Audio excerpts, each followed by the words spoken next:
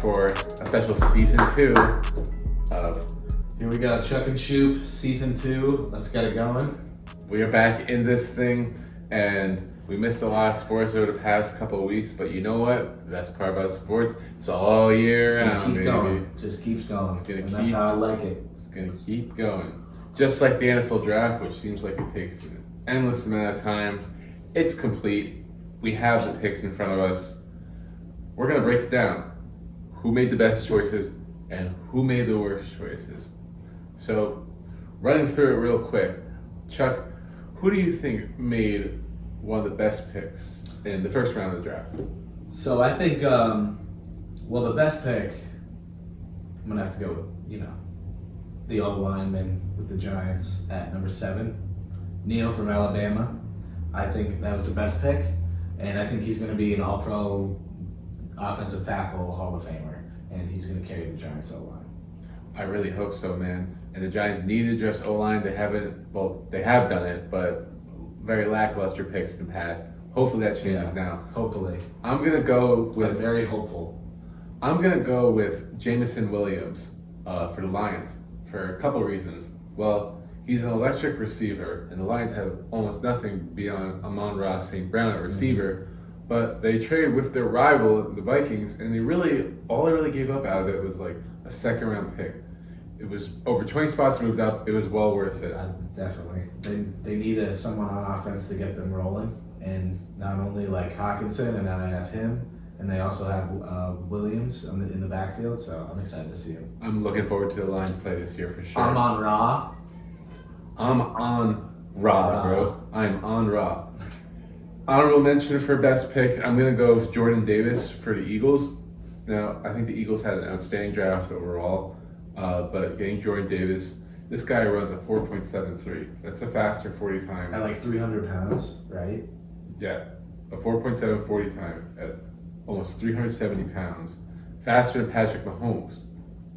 And he's a big dude. Like, he's going to be a force for the Eagles. And he's their Fletcher Cox replacement, who's 100%. nearing the end of his career.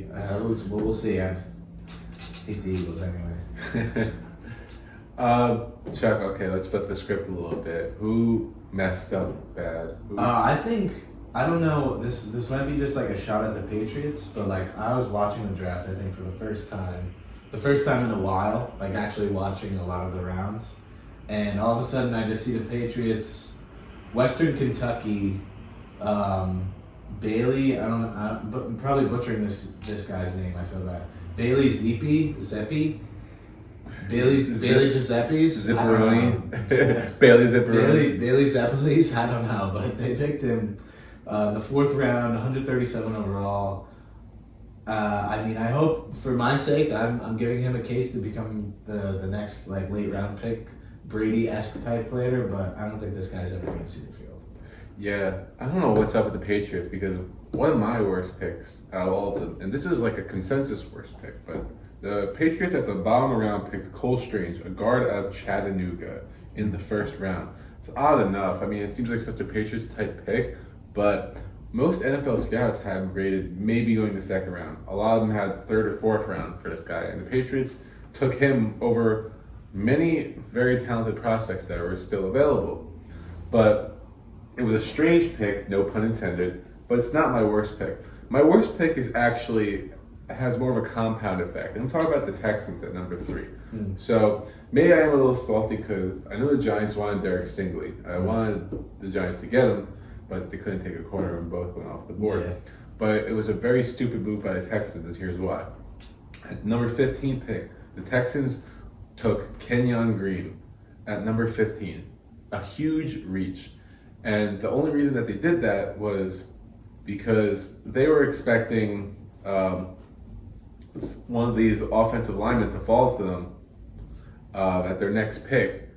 And that's why they took the corner first, and then it didn't happen. And then they go and reach for one lineman, and then, the Texans are just have one of the worst blocking fronts. They have a lot of help everywhere, but it just seems like a move that's going to haunt them down the road. Probably very extra. Okay, so we got over like best and worst draft picks. Well, So out of this class, who do you think's in the best situation to come out rookie of the year, offense and defensive side? Who do you got? I would say, well, first of all, I'll say my defensive side is going to be Sauce Gardner. I saw the stat. It's like thousands of snaps. I don't know what the exact number of snaps played, but apparently this guy's like never given up a touchdown like ever in his entire football career. Yeah. So it's going to be awesome to see that translate to the best and biggest stage of the football world. Now with Gardner though, the dude's elite, but it's very hard for a corner to win an award like that.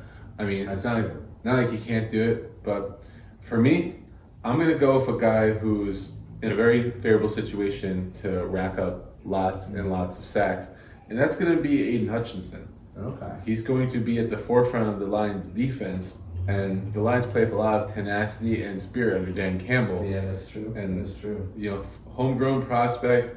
It's not like Trayvon Walker, where Walker's got to compete with other talent in Jacksonville. Hutchinson's going to have full go right away, NFL-ready prospect.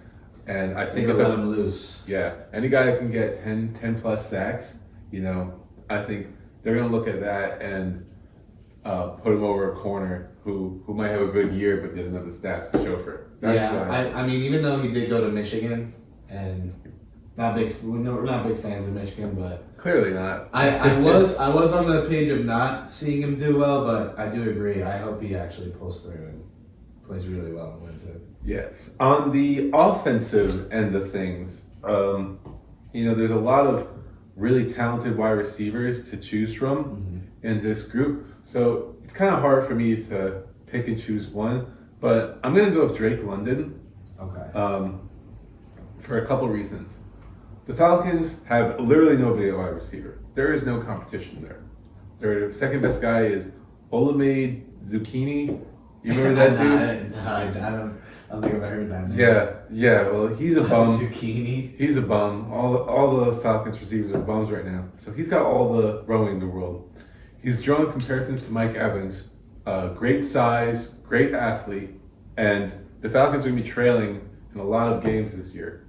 Yeah. Combined with the fact that there's no real quarterback choice, then it's going to be one of these receivers who runs up the numbers. And I think with the garbage time to be accounted for, I think Drake London has that opportunity. He could be number one. He definitely could be number one, especially without a Calvin Ridley. So I like that pick too. I'm going to go with my pick. I'm going to go more on the running back side. So I'm going to go with Breece Hall. Just because I like where the Jets stand as a run game. They didn't have like a promising back last year. They had there was Michael Carter and somebody else. They were just like Ty Johnson. Yes, Ty who.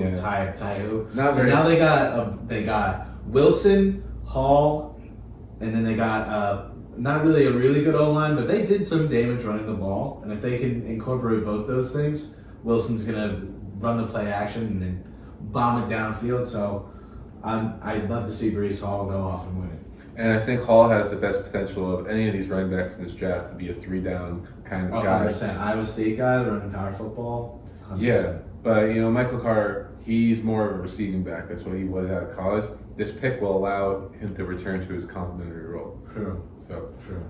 Overall, these rookies should be a very exciting class. But before we get off NFL, you know, we had a couple of wide receiver trades.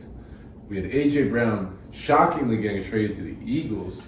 And then you got Hollywood Brown departing the Ravens for the Cardinals, which now comes in handy for the Cardinals. But we'll get more to that later. But Charlie, what the hell is going on with this wide receiver market? Everyone wants to get paid. I feel like it was always like it was running backs get paid in our day. It was like LT maybe he got his money, and like now we're seeing it like on the other end, receivers become the priority. And I like it and I don't like it because like these guys, you know, I mean like you can have like 6 of them like on the depth chart, maybe like 2 of your best guys go down and you pay so much money for those 2 guys. What about the other guys behind you? You know, are they going to be just as good? And then you're going to have to go from a passing game to a run game. Like, God forbid that happens in the middle of the season. It's disgusting. then you have to start zucchini. Yeah, exactly. Anything but zucchini, man. Zucchini is, or a Tyler Johnson type John. But Yeah, it's big yikes. But we'll see how the wide receiver market goes forward. Shout out Christian Kirk for ruining everything for everybody. Yeah, he started it all off, 72 million. Attaboy. Yikes. Anyway, so speaking of yikes, we got some L's coming up, but some dubs too. And then we're going to get into a little bit of NBA. Stick around, and we're back. Back with Well, fuck it, we're back, okay? We're fucking back. Okay, dubs and L's? Fucking hype. Dubs and L's? Excuse me. Charlie, you got a dub for me? Yeah. I'm scared. Yeah, I'm fucking amped because I know it just ended, but UNC basketball next year. Oh, we're going back. Get your Final Four tickets. Going back. For real. Leaky Black, Caleb Love, Armando Bacot. Legend. That's all. I'm just gonna leave it there. That's my dub. College basketball in May. What a time to be alive. My dub is going to a school that I can't even pronounce. Ouachita Baptist. Why is this school in Arkadelphia, Arkansas? Yes, that's a real city. Arkadelphia, Arkansas. Why is this school getting the dub? Because their school got a prospect, Gregory Jr., cornerback, drafted by Jacksonville Jaguars in the 6th round. 2 picks away from Tom Brady's pick, so that's pretty cool. What's his name? Gregory Jr. Like, his last name is Jr. This guy's last name is Jr., and he lives in Arkadelphia. Oh, this guy's got sweet dreads. This guy looks baller. I hope this dude becomes the next legend in the NFL. Oh, because it's 40 time. He definitely ran like a 4.3. Man, fuck the 40 time. Just having a dude coming from Ouachita Baptist University. Man, if you're from Ouachita or from Arkadelphia, put your name down in the comments. We'd love to shout you out next video. Arkadelphia's greatest right here. He had 18 reps at the bench, 4.4 40. No wonder they signed him. Legend, Arkadelphia legend. Anyway, let's move on to L's. Arkadelphia. I love it. Brother of, so City of Brotherly Love, Arkadelphia means brother of Arkansas. I just have another, is Ouachita Baptist, is that D1? It's D2. Oh, okay. Hell no, D1. You can't. So. Anyway, Chuck took the L on that for thinking that was a D1 school. Yeah, but I'll take it. That'll be my L. The real L this week goes to the Arizona Cardinals. Well, DeAndre Hopkins, he got suspended for 6 games, which absolutely blows. He is like their best player on both sides of the ball, and he's a game changer. But, you know, the Cardinals, like, they should have prepared for something like this. I mean, sure, they got Hollywood Brown in the trade, but they had to give up a first round to do so. And this team has so many needs that, like, their O-line's still not that great, and their defense is missing a lot of key pieces. They just let Chandler Jones go, and Kyler Murray is very unhappy. And the Cardinals, they made that one move to try to make Kyler happy, but now they take this step back, and I think, you know, there's many teams each year that make the playoffs the previous year, don't make it this year. I think the Cardinals are a shoo-in as one of those teams. I couldn't agree more, because I don't know what does Kyler want at this point, right? What is he thinking? Like a baby bottle? Literally. Be taller? I definitely agree. It's a shit show over there. What you got for your L? For my L, so I don't think we've ever touched upon tennis, but I don't know, there's some brewing around, like, and this is just me being, you know, just involved with the World Chuck, you know. But apparently that Wimbledon, you know, the British Open for tennis, Wimbledon, the committee, they're not letting any Russian or Slavic countries, players that represent their countries in to Wimbledon, which I think is very unfair. And how does any athlete have to do with any sort of conflict like that, which doesn't make any sense to me. So I think Wimbledon's being a little too harsh, and I think we need sports in times like this. We need sports to, you know, lighten the mood and have fun, you know. And I think Wimbledon's just being a party pooper, and I don't like it. Well, when you say they're banning Russians, they're banning anyone from that country. See, like, That's not fair. Not all Russians agree with what the president does. So to ban all of them, well, now they can't have any fun. Yeah, now really. everyone hates their country. Nadal's speaking up. Djokovic is speaking up. So I mean, everybody's pissed, and I hope that everybody play. Man, now I'm not gonna watch Wimbledon anymore. Yeah, right. I was Boycott so gonna watch. I think we should boycott Wimbledon. I was so gonna watch before, but after this horrifying news, Yeah, I'm definitely not watching. No way. No. But what are we watching? The NBA playoffs, where amazing happens, and all the debate in the world that makes Stephen A. Smith's hair recede past his balding head.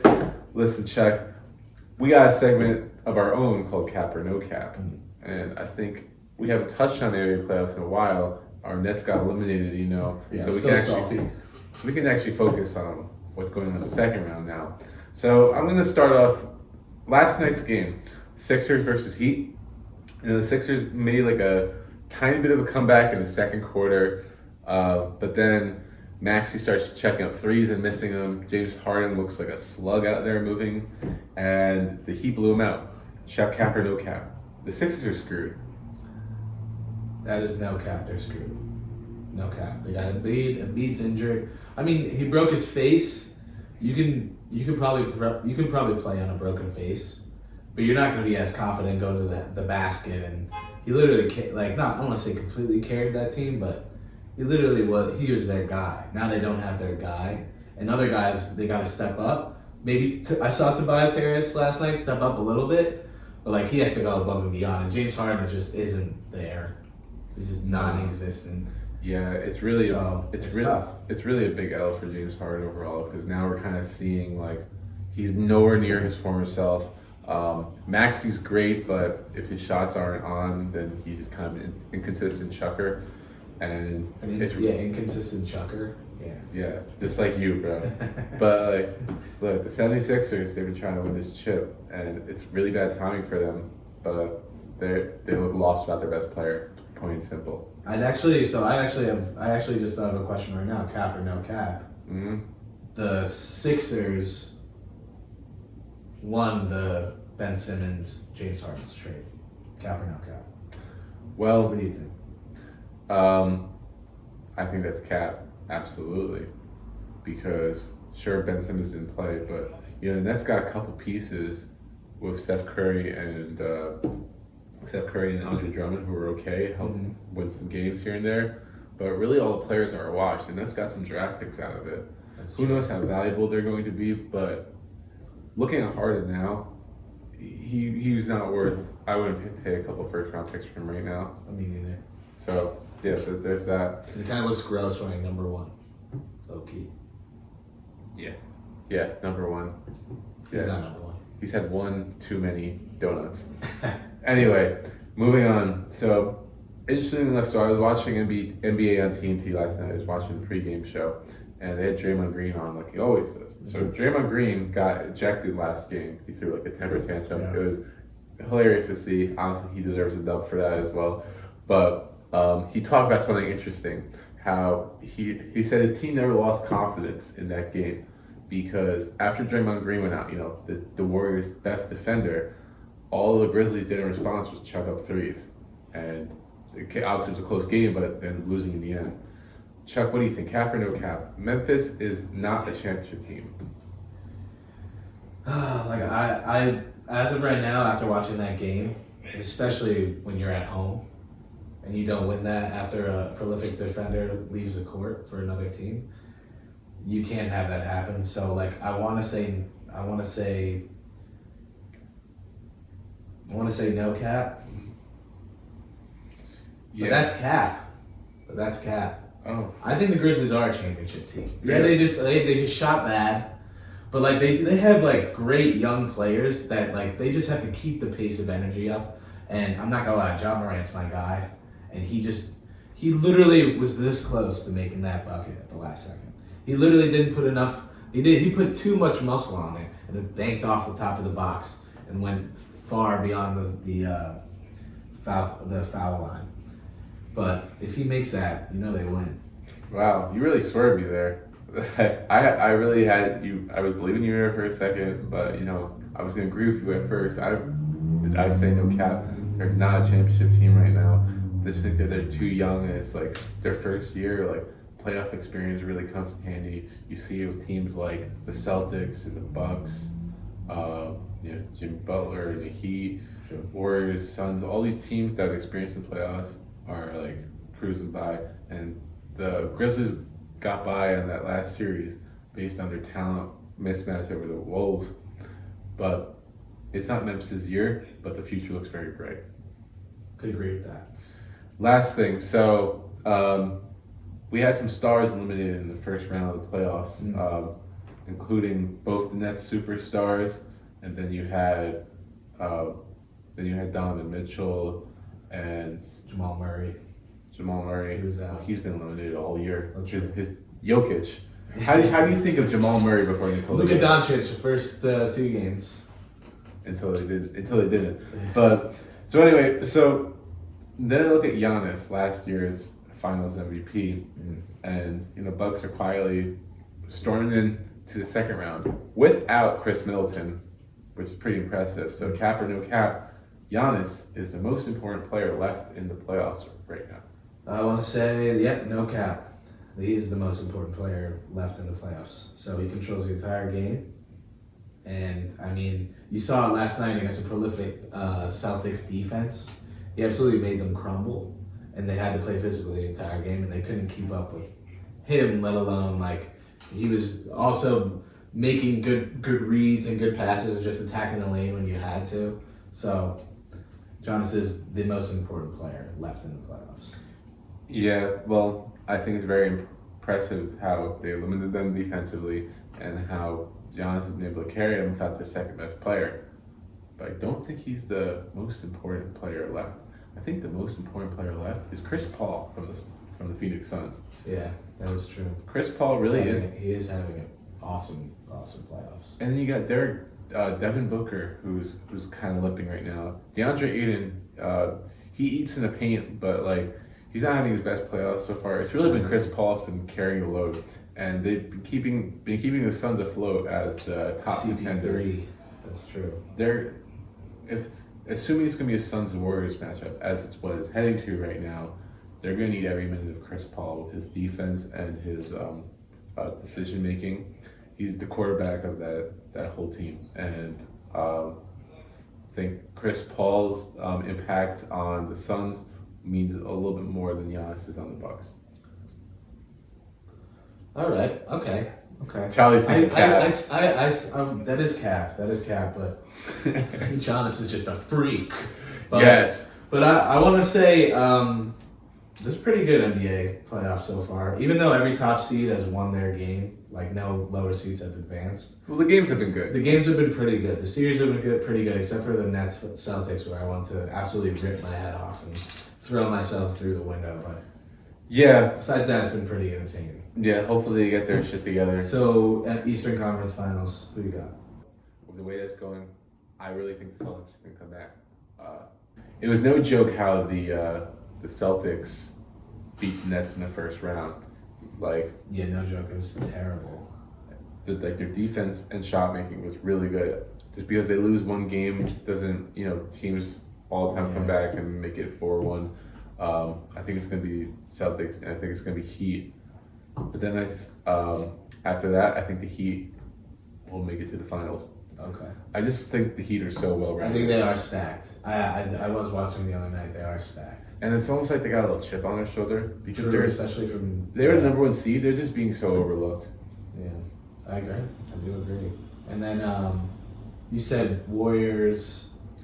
Well, Warriors Suns is what it's on pace to be, but it's really shaping up to be that way.